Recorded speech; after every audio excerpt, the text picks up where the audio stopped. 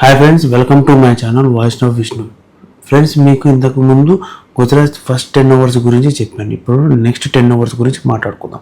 అయితే last 10 ఓవర్స్లో 11th ఓవర్లో కొంచెం తప్పించి మిగిలినంతా బాగానే కొట్టారు.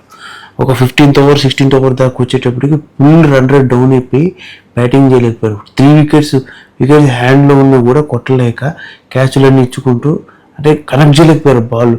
ఒకడెవడో వచ్చాడు విజయ్ కుమార్ అని చెప్పి, ఆ విజయ్ కుమార్ కాదు, ఈ విజయ్ కుమార్ వేరు వచ్చాడు. ఒక 2-3 ఓవర్లు మాత్రం భయంకరమైన బౌలింగ్ చేశాడు. 14th ఓవరు 16th ఓవర్ మాత్రం భలే బౌలింగ్ చేశాడు. ఆ 2 ఓవర్లు ఓవరాల్గా గుజరాత్కి మ్యాచ్ చేతిలోంచి జారిపోయి సిచ్యువేషన్ నుంచి అసలు ఓడిపోయే సిచ్యువేషన్ దాకా తెచ్చేసింది. ఆ 2 ఓవర్లు స్ట్రైక్ ఉన్నా కూడా ఒకడు ఏదో రూతన్ ఫోర్డ్ అనే ఎవడో వచ్చాడు, అతను ఫస్ట్లో 2-3 సిక్స్లు కొట్టి మ్యాచ్ని తీసుకెళ్ళిపోయే సిచ్యువేషన్ నుంచి అతను కొట్టలేక స్ట్రైకింగ్లో ఉన్న కూడా కొట్టలేకని చేసి మొత్తం చేశాడు. విజయ్ కుమార్ అతను ఎంత ఇంపాక్ట్ చూపించాడంటే ఇంపాక్ట్ సబ్గా వచ్చి ఇంపాక్ట్ చూపించాడు, అంత బాగా ఆడాడు.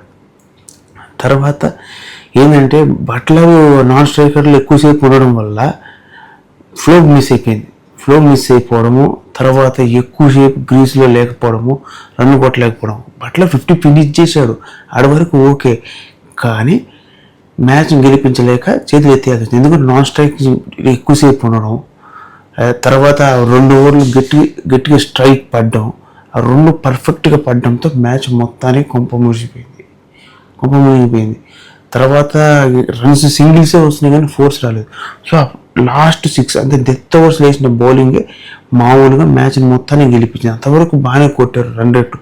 అది సాయి సుదర్శన్ ఉన్నంత వరకు మంచిగానే స్కోర్ పోయింది. సాయి సుదర్శన్ అవుట్ అయిన తర్వాత స్లో డౌన్ అయింది. మధ్యలో 2-3 సిక్స్లు రూతర్ఫోర్డ్ కొట్టిన, బట్లర్ కొట్టినా కూడా ఆ 2 overs 14th over 16th over మ్యాచ్ని మొత్తాన్ని మార్చేసింది, ఆ రేంజ్ మార్చేసింది. ఇంకా మరీ లాస్ట్ ఓవర్ వచ్చేటప్పటికి లాస్ట్ 19th ఓవర్లో మళ్ళీ అతనే బౌల్ చేసాడు, కొంచెం ఎక్స్పెన్సివ్ అయ్యాడు. కానీ తర్వాత లాస్ట్ ఓవర్కి వచ్చేటప్పుడు ఫస్ట్ బాల్ రన్అట్, తర్వాత వెంటనే 2 వికెట్లు, ఒక 6 పడినా కూడా వికెట్లు పడిపోయింది.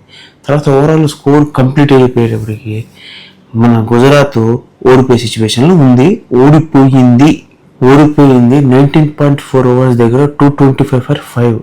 సో ఇద్దరు కొత్త బ్యాట్స్మెన్సే. ఓవరాల్గా పంజాబ్ గెలిచే సిచ్యువేషన్లో ఉంది, గెలిచింది కూడా. ఓవరాల్గా మ్యాచ్ మొత్తం అయిపోయేటప్పటికి జీటీ 232 for 5 బాగానే కొట్టింది, కానీ 12 runs తేడాతో పంజాబ్ చేతిలో ఓడిపోయింది, అంతే కదా.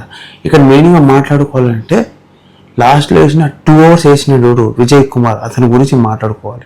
ఆ 2 ఓవర్సే మ్యాచ్ని మొత్తం టర్న్ చేసి 11 runs విన్ ఇది పంజాబ్కి అందించింది. లేకపోతే పంజాబ్ 11 runs గెలిచేది కాదు. సో ఫ్రెండ్స్, మీకు కానీ ఈ వీడియో నచ్చితే లైక్ చేసి subscribe to my channel voice of Vishnuvardhan. ఇలాంటి మోర్ కంటెంట్ ఉన్న వీడియోస్ కోసం నా ఛానల్ లైక్ చేసి సబ్స్క్రైబ్తో పాటు బెల్ ఐకాన్ అయితే ఆల్ ఆప్షన్ ఆన్లో పెట్టుకోండి. ఫుల్ మ్యాచ్ హైలైట్ వ్యూ గురించి మీకు నెక్స్ట్ వీడియోలో వస్తుంది. సో ఆ వీడియో గురించి చూడండి. Thank you for watching. Stay tune for more videos.